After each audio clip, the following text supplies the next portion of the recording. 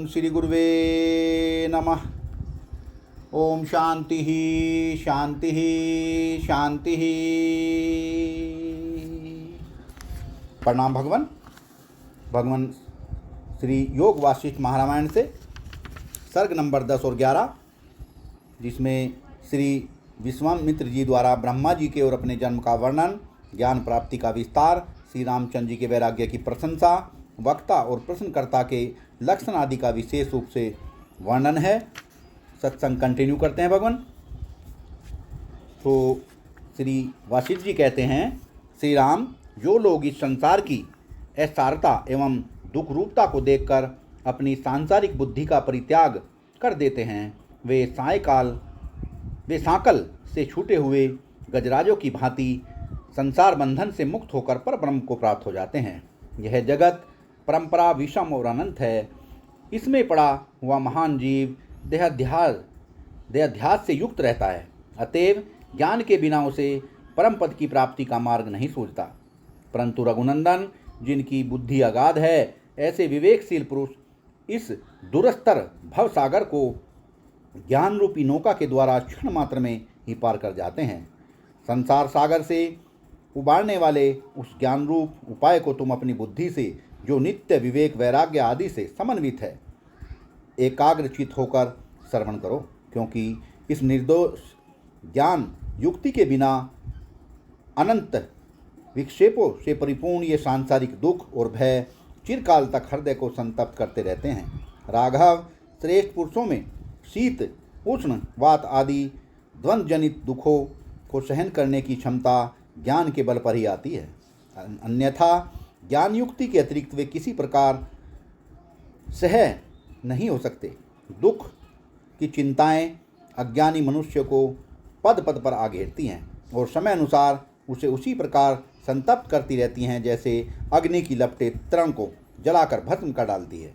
परंतु जिस प्रकार वर्षा के जल से अभिषिक्त हुए वन पर उन अग्नि ज्वालाओं का प्रभाव नहीं पड़ता, उसी तरह जिसे जानने योग्य अध्यात्म शास्त्र का ज्ञान प्राप्त हो गया है तथा जिसने भली भांति ब्रह्म तत्व का साक्षात्कार कर लिया है, ऐसे ज्ञानी पुरुष को मानसिक व्यथाएं संताप नहीं पहुंचा सकती। इस संसार रूपी मरुस्थल में बहने वाली वायु शारीरिक तथा मानसिक कष्ट रूपी आवर्तों से परिपूर्ण है। यह शुद्ध होकर भी तत्वज्ञानी को वैसे ही पीड़ित नहीं कर सकती जैसे प्रचंड आंधी कल्पवृक्ष का कुछ नहीं बिगाड़ सकती। इसलिए बुद्धिमान पुरुषों को चाहिए कि वे तत्व ज्ञान की प्राप्ति के लिए जो श्रुति आदि का प्रमाण देने में कुशल और आत्म तत्व का यथार्थ ज्ञाता हो, ऐसे ज्ञानी पुरुष के पास जाकर प्रयत्नपूर्वक विनय भाव से प्रश्न करे।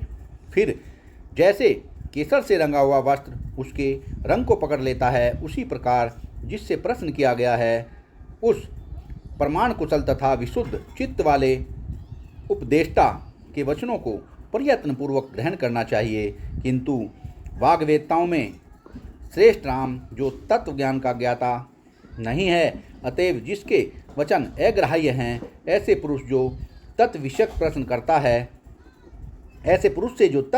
प्रश्न करता है, उससे बढ़कर मूर्ख दूसरा कोई नहीं है। इसी प्रकार जिससे पूछा गया है उस प्रमाण कुशल तथा तत्वज्ञानी वक्ता के उपदेश का जो पुरुष यत्पूर्वक अनुसरण नहीं करता, उससे बढ़कर दूसरा कोई नराधम नहीं है। अतः वक्ता के व्यवहार आदि कार्यों से उसकी अज्ञता तथा तत्वज्ञता का पहले निर्णय करके जो पुरुष मुझसे प्रश्न करता है, वह प्रश्नकर्ता उत्कृष्ट बुद्धि वाला माना जाता है। परंतु जो मूर्ख जिज्ञासु उत्तम वक्ता का निर्णय किए बिना ही उससे प्रश्न करता है, वह अधम कहलाता है और उसे तत्व ज्ञान रूप महान अर्थ की प्राप्ति भी नहीं होती। ज्ञानी को भी चाहिए कि पूर्वापर का विवेचन करके उसका निश्चय करने में जिसकी बुद्धि समर्थ हो और जो निंदनीय न हो, ऐसे पुरुष को उसके पूछे हुए तत्व का उपदेश दे। परंतु जो आहार, निद्रा, भय, मैथुन आदि पशु धर्म से संयुक्त है, वाह भगवान वाह, परंतु जो आहार, निद्रा, भय, मैथुन आदि पशु धर्म से संयुक्त है, ऐसे अधम को तत्व का उपदेश न दे, क्योंकि प्रश्नकर्ता की श्रुति आदि प्रमाणों द्वारा निर्णीत पदार्थ के ग्रहण की योग्यता का विचार किए बिना ही जो वक्ता उसे उपदेश देता है, उस पुरुष को ज्ञानी जन इस श्लोक में महान मूर्ख बतलाते हैं। रघुनंदन, तुम प्रशंसनीय गुणों से युक्त अत्यंत श्रेष्ठ प्रश्नकर्ता हो और मैं उपदेश देना जानता हूँ, अतः हम दोनों का यह समागम उचित ही है। शब्दार्थ के ज्ञाता राम, जन समाज में तुम महापुरुष माने जाते हो। तुम में राग का लेश मात्र भी नहीं है, तुम तत्व के ज्ञाता हो, इसलिए तुम्हारे प्रति किया हुआ उपदेश तुम्हारे अंतर हृदय में चिपक जाता है। ठीक उसी तरह जैसे घोला हुआ रंग वस्त्र में लग जाता है, तुम्हारी तीक्ष्ण बुद्धि उक्त पदार्थ के ग्रहण करने में निपुण और परमार्थ का विवेचन करने वाली है। वह परमार्थ विषय में उसी प्रकार प्रवेश करती है जैसे सूर्य की किरणें जल के भीतर घुस जाती हैं। इसलिए मैं जिस पदार्थ का उपदेश करूं, उसे तुम यह तत्व वस्तु है यूँ निश्चय करके यत्नपूर्वक अपने हृदय में पूर्णतया धारण कर लो। मनुष्य को चाहिए कि वह विवेकहीन, अज्ञानी और दुर्जनों से प्रेम करने वाले मनुष्य का दूर से ही परित्याग करके साधु महात्माओं की सेवा करे, क्योंकि सदा सज्जनों के संपर्क में रहने से विवेक की उत्पत्ति होती है। यह विवेक एक वृक्ष के समान है और भोग तथा मोक्ष उसके फल कहे गए हैं। उस मोक्ष के द्वार पर निवास करने वाले 4 द्वारपाल बताए जाते हैं, जिनके नाम है सम, विचार, संतोष और चौथा साधु संगम।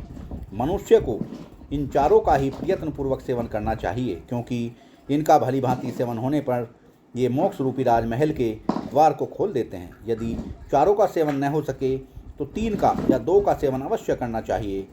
2 का भी सेवन न हो सके तो सभी उपायों द्वारा प्राणों की बाजी लगाकर भी 1 का आश्रय तो अवश्य ही ग्रहण करना चाहिए, क्योंकि जब एक वश में आ जाता है तब शेष 3 भी अधीन हो जाते हैं। विवेकी पुरुष तप, ज्ञान और शास्त्र के श्रवण मनन आदि का उत्तम पात्र होता है। जैसे तेजस्वियों में सूर्य सर्वश्रेष्ठ है, उसी प्रकार वह लोगों में आभूषण के समान आदरणीय होता है। जैसे शीत की अधिकता के कारण जल जमकर पत्थर के सदृश हो जाता है, उसी प्रकार अविवेकियों की बुद्धि मंदता, घनता को प्राप्त होकर अत्यंत जड़ हो जाती है। रघुकुल भूषण राम, तुम्हारा अंतःकरण तो सूर्योदय होने पर खिले हुए कमल की भांति सौजन्य आदि गुण एवं शास्त्रार्थ की दृष्टियों से विकसित हो गया है। मनुष्य को उचित है कि वह पहले आवागमन के चक्र से छूटने के लिए शास्त्राभ्यास और संगति पूर्वक तपस्या एवं इंद्रिया निग्रह द्वारा अपनी बुद्धि का ही संवर्धन करे। यह संसार विष वृक्ष के समान है, यह विपत्तियों का एकमात्र स्थान है जो अज्ञानी मनुष्य को सदा मोहित करता रहता है। इसलिए यंत्र द्वारा ज्ञान का विनाश कर डालना ही उचित है। जैसे मेघ रहित आकाश में निर्मल एवं पूर्ण मंडल वाले चंद्रमा को देखकर दृष्टि प्रसन्न होती है, उसी प्रकार यह पूर्वोक्त परमार्थ वस्तु दृष्टि ज्ञानी में यथार्थ वस्तु के साथ एक रस्ता को प्राप्त होकर प्रसन्न हो जाती है। जिसकी बुद्धि पूर्वापर के विचार से सूक्ष्मतः अर्थ को ग्रहण करने में निपुण और चतुरता से शोभित होकर पूर्ण विकसित हो गई है, वही पुमान अर्थात पुरुष कहा जाता है। श्री राम, तुम्हारा हृदय अज्ञान से रहित एवं विशुद्ध शांति आदि गुणों से विकसित एवं उत्तम विचार की शीतल चांदनी से प्रकाशित है। उस हृदय से युक्त होकर तुम उसी प्रकार सुशोभित हो रहे हो जैसे निर्मल चंद्रमा से आकाश की शोभा होती है। सत्संग को विराम देते हैं भगवान। प्रणाम भगवान।